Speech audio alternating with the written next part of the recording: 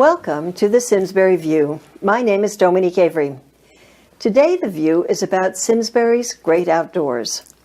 You may have heard that thanks to the foresight and hard work of past and present town residents, 30% of our town is open space. That's more than 2,500 acres. My guests today are Jerry Toner and Fred Feibel, two of the people most responsible for overseeing that land and what happens on it. Jerry heads the Parks and Rec Department, and Fred Feibel heads the Simsbury Land Trust, and the Parks has about 1,600 acres, and the Land Trust about 1,100 acres, something like that, if I'm right.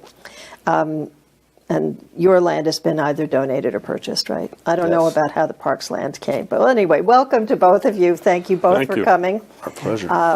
I really wanted to give you an opportunity to talk about what is available out of doors in Simsbury, because I think that there are a lot of people who live here who love Simsbury, but who don't know how much is available. And a few years ago, when Simsbury was trying to figure out how to market itself, they hired a marketing consultant. And one of the things he said was, we have incredible assets that we just don't take advantage of. And he said other towns would give their eye teeth to have the kind of recreation and stuff that we have. And so that's what I want. I want to tell the people of Simsbury now what they have and give them an idea of what, as soon as the snow goes away, what they can start doing outdoors. So I'm going to start with you, Jerry. I want you to tell us a little bit about what the Parks and Rec Department oversees in terms of the land. And I know every realtor brings their clients to Simsbury Farms, so maybe we should start there. Us, yes. Right. That's the big sell, right? It is. We have about 535 acres of parks, actively used parks, and the largest of which is the Simsbury Farms complex, about 235 acres. That includes our golf course. And that's really the kind of the keystone of our operation. But in addition to that, we do have, as you alluded to, just many great resources, within the town. Some of which that we maintain, some of which Fred's agency, his organization maintains. We have great state parks, McClain Game Refuge. So there's really a variety. But I think to your point, I don't know many towns that have really the outdoor resources that Simsbury does, and the variety is just really amazing. And I've always said you could start out, and I think your walkbook is a great resource because it does include so many of the real treasures in town. But you could start out with one and go through one end of the book to the other, and then it'd take you a long time really to get out and see and to experience really all that the town has. Okay, so we're going to get deeply into the walkbook a little bit later, but I wanted to just stay for a minute with Simsbury Farms. Sure. And I talked in the introduction about the foresight of people in the town, and your organization has done that more recently, but how did Simsbury Farms come to be? It really was, you talk about foresight of folks back in the late 60s, and the Farms was a working orchard for many years, and a lot of people still that live in town still remember that as a working orchard. When the Orrin Kilborn, who operated the orchard, was going to retire, he had a number of options of what he could do with the land, and one of them was to make it available for development, which at the time would have changed, I think, the landscape of the town tremendously. We were still a town of about 8,000 people at the time. So some of the I would say really the folks with great foresight. Russ Shaw was the first selectman at the time. Dean Stoker was very active in the town, and I think they looked at what some of the options were if the town was going to take on that property. I think a golf course was certainly an option, one that a lot of people liked. But I think the realization came about that they needed to be a little more far-reaching than that, and really had to reach out to more of the population than maybe just would have utilized the golf course. And that was really how the Farms came about. When they went out and talked to folks in the community, they came back and said, we really have to go beyond just the golf course. We've got to have the pools. We've got to have a rink. Tennis courts, walking trails, picnic areas, things that families could really, really enjoy. And that was also at the time when the high school had just been built or was in the process of being built. So it was a lot for the town to take on at once. But I think, looking back now, I think everyone is grateful that they did. And as you said, it certainly is one of the attractions for people that may be considering coming to Simsbury. To have that available to them. So great asset for the town. It continues to be, and I think I think it always will be. Yeah, it's and talk about a view. The right, Fred? I think it's the prettiest spot in town. Yeah. You can get that panoramic 360 of the hills surrounding the town, and it really, to me, is the prettiest place in town. Yeah, it's extraordinary. The fall, the spring, every time, winter, every time you go up there, it's just, sometimes I just drive up there just to look. And my family doesn't golf yet. We spent hours and hours there with the kids, especially when they were younger. Yeah. There's so much to do. Yeah.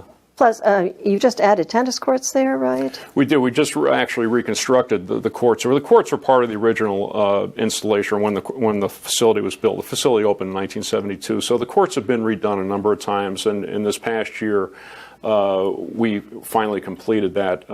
We had a couple of bumps in the road that it took us a little longer than we liked, but we were able to work through that. They were completed in the fall, and so they will be, opening soon. So we can talk more about the parks, but I don't want to leave Fred out of here. I want to talk a little bit about the Land Trust, because I think the Simsbury Land Trust has been as influential as Russell Shaw was and other Simsbury residents in saving town land and the farms, et cetera. So tell us a little bit about when the Land Trust started. And Land Trust was started back in the early 70s by a group of people, again, with foresight in town, and they started slowly but surely saving open space, and most of the early properties were donations, smaller in nature. And as we got more organized, we were able to spot some places that we wanted to have in our group of properties. And we tend to try to get properties that are contiguous, large pieces of properties, so that the environment there can be contiguous, and we try to find unique properties. We're very interested in not only the conservation value of the properties, but the way it adds character to the town in general. And that was a big part of it when, back 20 years ago when we took on the campaign for Simsbury, where led by Dick Davis, we tried to get 1,000 acres. And part of that was through donations, part of it was through purchased land, but also purchased easements to the 3 major farms in town. Right. And can you explain that a little bit? Because there are always people who are moving into town and who don't know about this. How did you handle this whole farm thing, and why was this important to you? Well, like I said, the character of the town, you can't drive into Simsbury and miss the farms. And we felt that we needed to preserve that open space, and even more, keep it in farm. So the way we've set it up is that the farmers continue to farm. We own conservation easements that make it so the farm cannot be sold for anything other than farm use. By doing that, the farmers who, as we all know, it's a tough lot to farm, and economically it's hard to keep a farm going these days, and we were able to provide them with some cash and keep the farms running. So we have easements where we have to carefully monitor what goes on, and we try to help them as much as we can keep doing what they're doing. The funding for that kind of thing, a lot of it was private funding from people in town. We also, at that time, there were some really excellent national forest and farmland preservation money available that allowed us to, because the farms happened to have very good soil, that the U.S. government was willing to give us, and we also got a lot of money through the state for the same type of thing. So the farms we're talking about are Rosedale, Tull Meadow, and the Hall Farm, Farm, which is the most recent. Okay, so Flammick Farm is on its own still? Well, Flamic Farm has a relationship with the town originally for the preservation, don't they? I believe they do. Yeah, it's I'm drawing a blank on the name, it's the but they same kind do. of thing. It's yeah, an easement yes, that the town yeah, purchased as yeah. opposed to the land trust. Yeah, Yeah.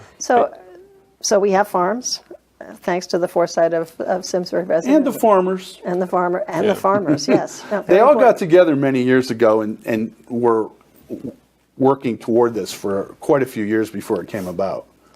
So let me go back now to briefly to your department.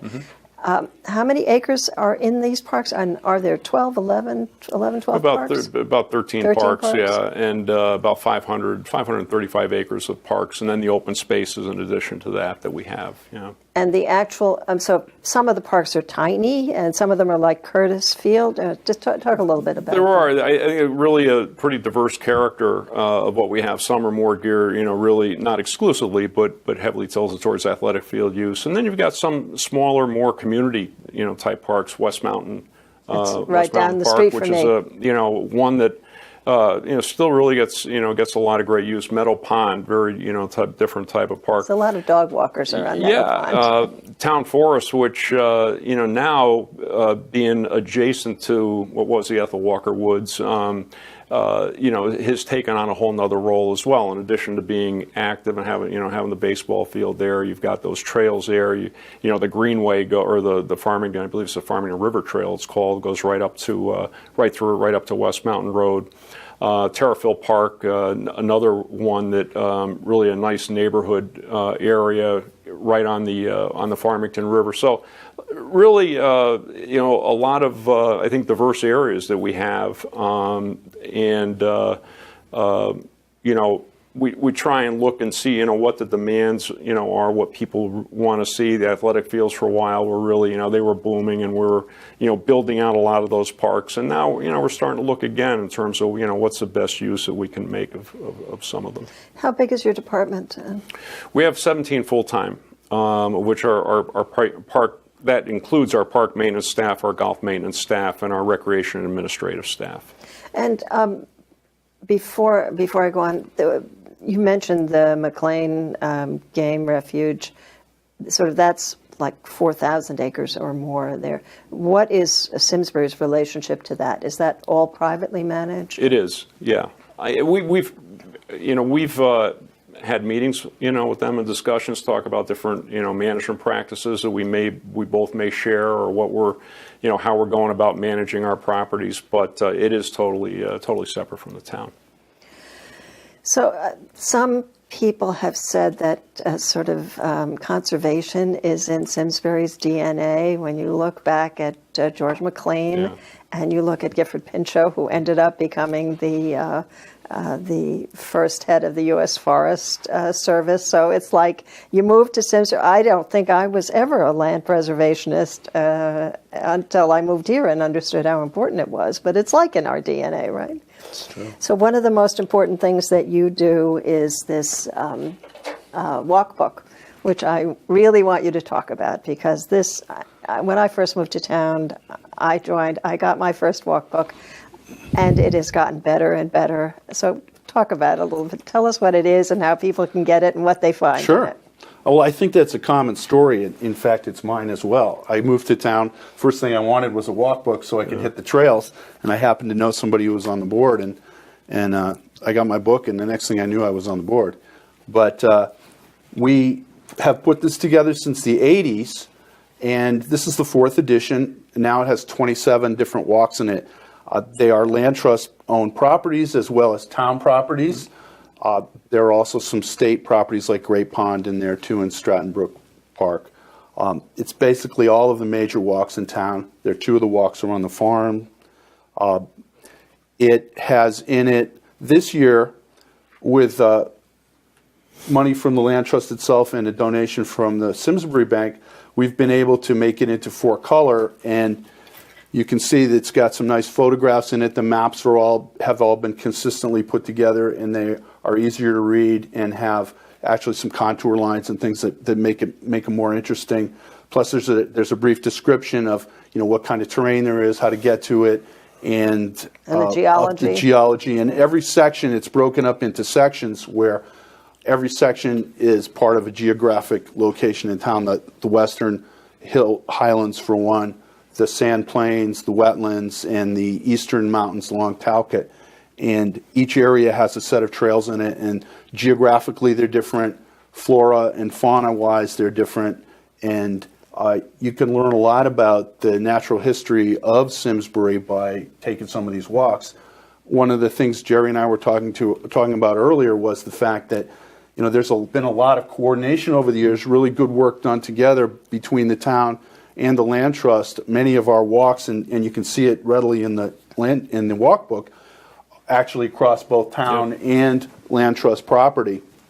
And there's been a great cooperative going on there for many years, and I think it benefits everyone. Is there also parking information on yes, where to park? There's parking. How to find the entrance? Yeah, that tends tricky. to be a standard thing. Is we will get a property and we're always thinking where people are going to park, because basically it's conservation property, but we want everybody out on the trail enjoying it, thinking about how beautiful it is and how they can help preserve it. And so all of our properties have trails on them, or pretty much all of them. So I'm familiar with Acadia, and when you climb a mountain there or something, you park just along the road. Most of our properties actually have at least small lots there, or places. Again, we work with the town because there are requirements about parking, and there's usually a pretty easy place to park, and there's a finder page on here that tells you where to look for all the properties and lots there. Okay, so now I asked Jerry how many people work for his department. How many people work for the Land Trust? We have 2 part-time employees that do our membership and our daily management. We would never get by without them, Trish Hazelwood and Amy Ziner. And they do a lot of the work, but otherwise it's a group of about 17 volunteer trustees, plus a larger group of what we call stewards, which are the people that get out on the trail, mark them, keep track of what's going on, and lead the conservation work that's done on the properties. And each property has at least one steward to take care of it. So that's an enormous volunteer commitment. It is. The people that do it love doing it, and you can't keep them off the trail. I walk on the Wagner Woods, which is near my property, all the time, and our stewards are always out there doing things when I happen to hit the trail. So people do it because they love the out of doors and they want to preserve it for other people. And a lot of our people are kind of in that give back mode, where they've enjoyed Simsbury, they've enjoyed raising their children here, and they want to give back to it, something of what they got.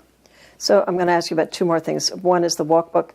How can people get the walk book? You don't sell this book. No, we don't sell the walk book. The walk book is for members. All you have to do is be a member. Every member will get a copy of it.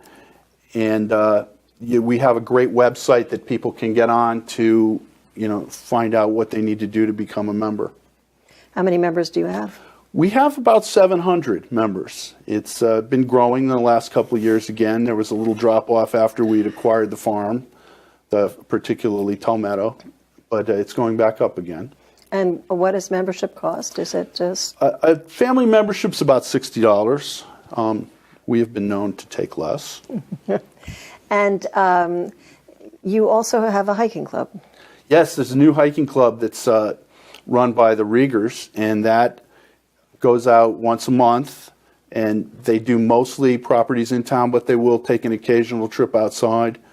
They're really trying to do different kinds of walks that are, some are easier than others, so that they can bring in as many people as possible. And can people sign up to get information about when that's on your website? Again, it's on the website, or they can call the office, and which the number's on the website there, and there's no requirement to join up. Okay. So, Jerry, I want you to talk a little bit about the kinds of programs that Parks and Rec does that's not walking or something. You do a whole bunch of things. you did a survey this year asking people for what kind of things they'd like to see. We do you have did. results? Actually, it's going on right now, so you don't have results. we do that periodically because interests change and trends change. So we're trying to get a little better idea on what direction we should be going in from a program standpoint. We offer programs year round.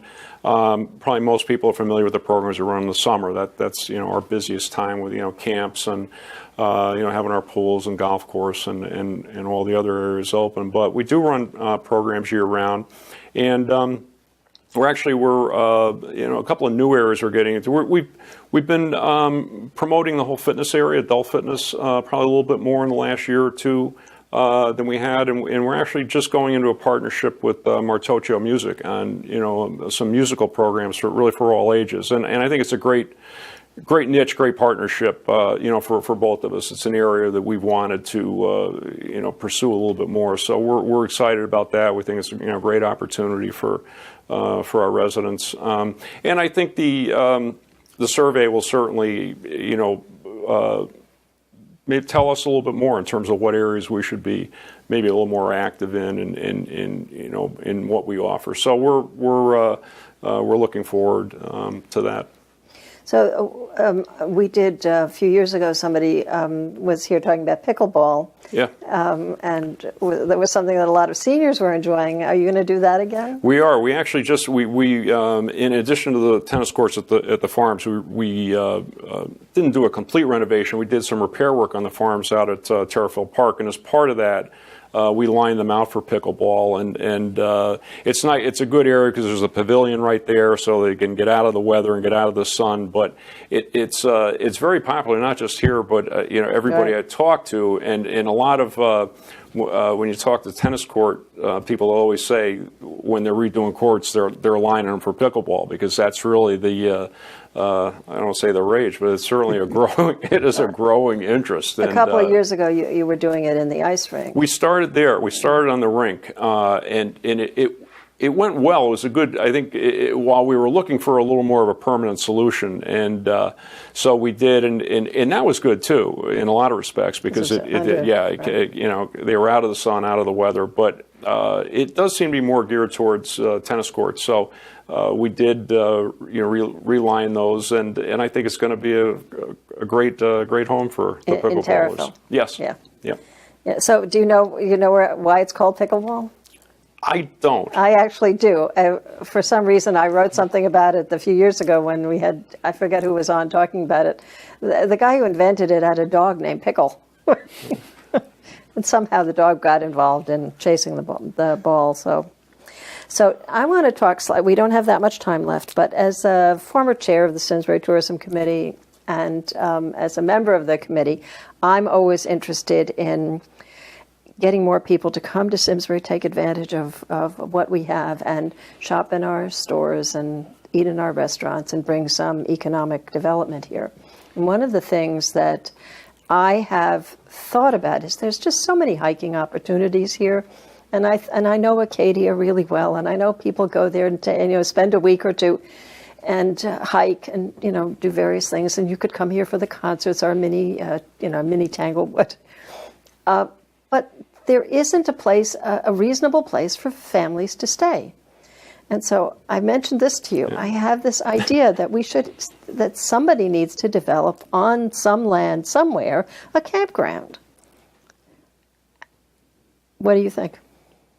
I think there's some potential spots around town that would work out in, and it would be nice. So along those lines, one of our properties, the Owen Mortimer property, connects over the top of Talcott Mountain through Penwood to Bloomfield, and we've actually had some hikes where we've gone from Bloomfield to Simsbury Center and vice versa, and that's part of a plan similar to that, is to bring more people walking and hiking into the center of Simsbury. Jerry? Yeah, I think it's I think there is a lot of potential, and we do get people that call that want to come and camp. And there are areas that are better suited to them, particularly areas that have pavilions in them. But to your point, we don't have a single designated campground area. So whether that's the best way to go, or is it better to take some different areas that people may find Some people may want to be along the river. We get quite a few people that camp down at Terrifield Park. Yeah, but I think in order to get a number of people coming, and in order to get on we have all these biking opportunities, hiking opportunities, and things to do here, but it's mostly for residents or nearby, and especially people from Avon come from West Hartford, and maybe they'll eat lunch here, but usually they just go back home and don't spend any money here. They take advantage of the stuff that we have, and I'm trying to figure out ways where we can get some economic development out of it. So I submitted the idea to the planning, the POCD thing. So if you guys are interested, you should do it too. And good subject to broach. Absolutely. So we're almost out of time, but I have one other question, and that is the old Drake Hill Flower Bridge. Yes. Some people feel like that's a town thing, and I just wanted you sort of manage it, and if you want to have a wedding there, you have to go to you. Right. But it's run by like the Land Trust by people, by volunteers. Oh, absolutely is. Yeah. While it may be town property, you're right. It is really run by volunteers, and they've just done such a phenomenal job with it. I mean, it's really become another. Whether it's a showcase or a real attraction in town, no question. And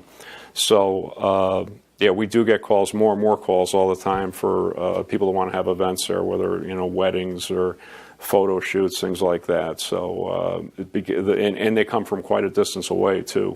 One more thing that brings people to town. Right. That's great. So our time is up. So this went really fast. I want to thank everyone here at SCTV behind the scenes for getting the show on the air. Thanks especially to my guests, Jerry Toner and Fred Feibel. It's been a real pleasure, and I hope people learned something about what's available in town. And finally, thank you for joining us. If you missed any portion of the show, you can always find it on our website at simsburytv.org. I'm Dominique Avery. See you next time for the Simsbury View.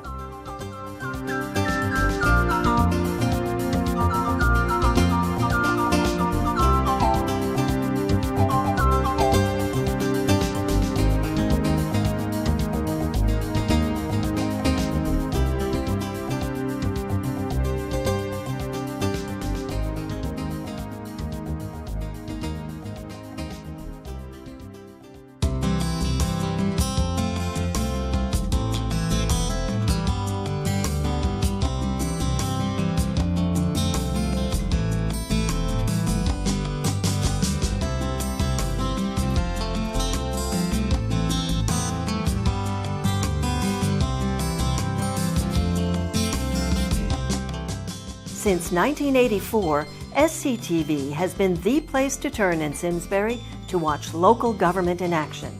But we're more than local government and school meetings. SCTV is the only place where you can check out all the candidates in local elections. We have high school sports and exercise classes. Other shows keep you up on health, finance, poetry, music, and Simsbury hot topics. Now we need your help. Simsbury Community TV is embarking on a major capital fundraising campaign to bring SCTV into the 21st century. We've received a generous grant from the Hartford Foundation for Public Giving, but now we must match it. We want everyone to watch us on TV or on our website, but even if you never do, please help so that we can continue to keep your government open and you informed. Someday, when there's a crisis, you will want SCTV to be there.